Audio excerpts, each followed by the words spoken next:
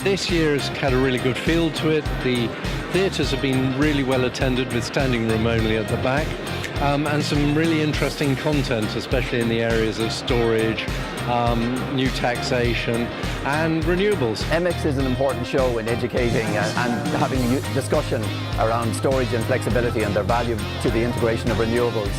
It's a well-attended show with lots of interesting stands and interesting people. We have about 3% market share, and there is a big four, and we're obviously much smaller than the big four in our market, so this is an opportunity for us to access an audience with our brand where they wouldn't normally have come across us. The reason we come is because it's a great opportunity for us to meet a wide spectrum of energy managers across all sorts of businesses. I think the show today has been a fantastic resource of industry insight, interesting exhibitors to speak to about any of your energy needs. There's a lot of noise, there's a lot of buzz, so I think it's been a really great event for the industry. Some of the most interesting areas seem to be the sheer battery storage and demand-side response. Those are two areas that have captivated people's imagination throughout the whole of 2018. We've been commended.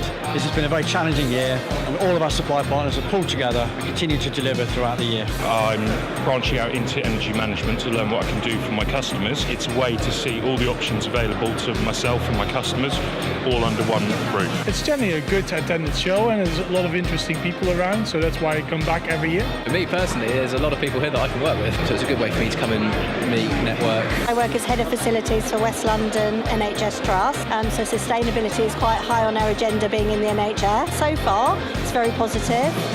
There's lots of stalls and plenty of people. It's one of the kind of keynote events of the year which brings together everything to do with energy management. So we get our information on what's coming, both technology and legislatively, from several different sources, and this is one of them.